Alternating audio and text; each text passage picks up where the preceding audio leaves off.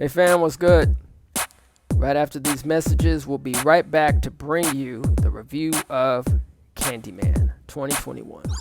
Amend the Mass Media Group is California Capital's premier YouTube channel focused on reparations, dedicated to political advocacy and unapologetically aimed at shining a spotlight on our righteous justice claim for reparations. Tune in to ETM Media Group YouTube channel Tuesdays at 9 p.m. PST.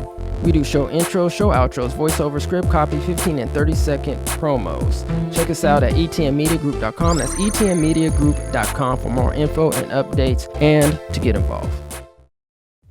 Welcome back. So, wanted to check this movie out. Been hearing some buzz about it, and so definitely wanted to, go look at the film. So let's get into this review, shall we?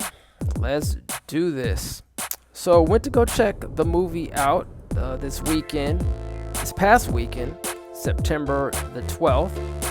Looks like this movie has already been released a couple weeks prior, originally released on August 27th, 2021, with a wonderful debut opening at $22 million. And it looks like the budget was $25 million. So right off the bat, it pretty much made its return off its investment. And it looks like it's currently sitting at 61 million, almost going to 62 million.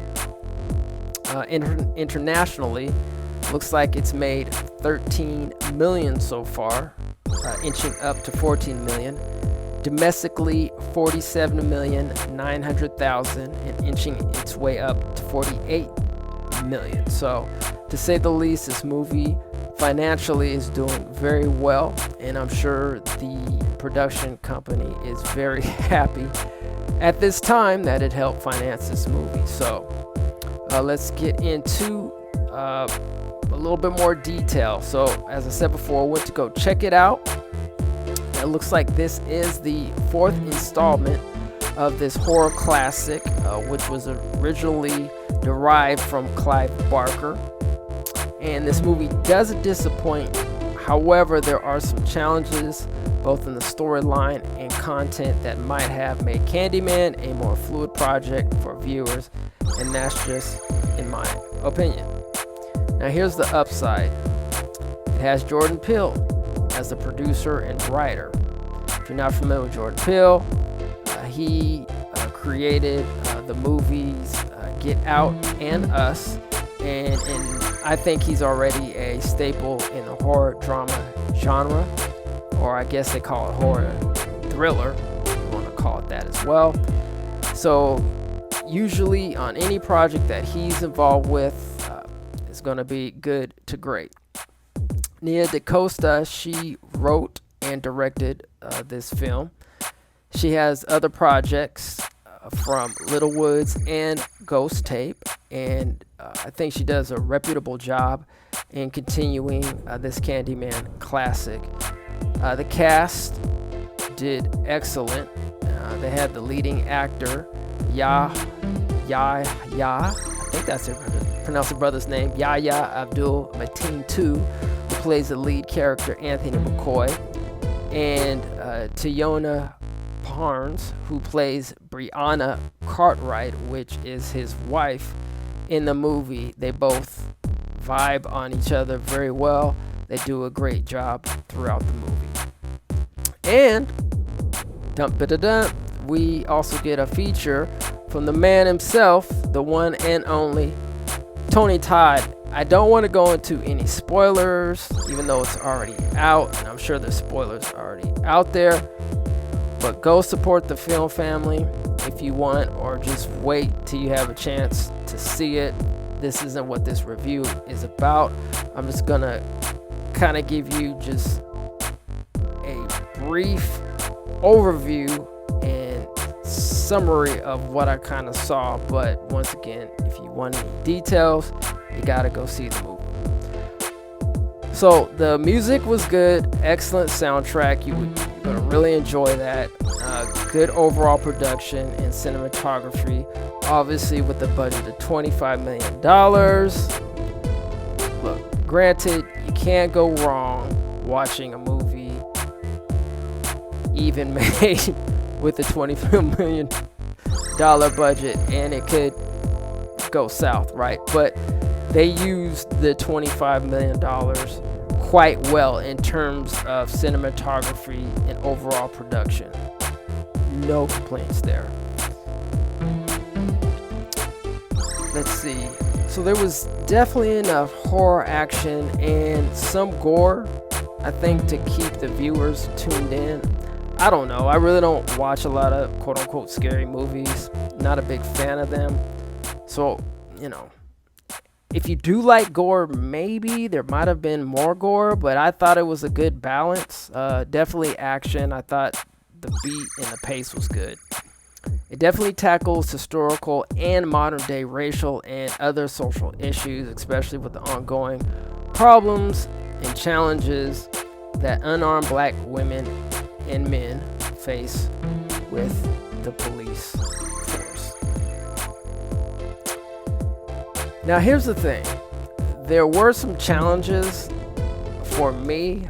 I don't know, maybe when you go watch it, you might think differently, but I thought one of the challenges is that it was hard to get fully vested into the story, as it seemed like it was trying to tie in a lot of themes into one, and the overall message for me got somewhat convoluted. I thought the film could have delved more deeply into the racial disparities for Black Americans and the origin story of Candyman to present. Look, when there's an opportunity to really challenge systemic racism, especially when from an artistic point of view, I think more projects really need to push the envelope, because this is a great opportunity. I just really don't think they did that as well as I thought they could have. I thought they did a decent job, but I thought they could have done a little better. Also, the origin story,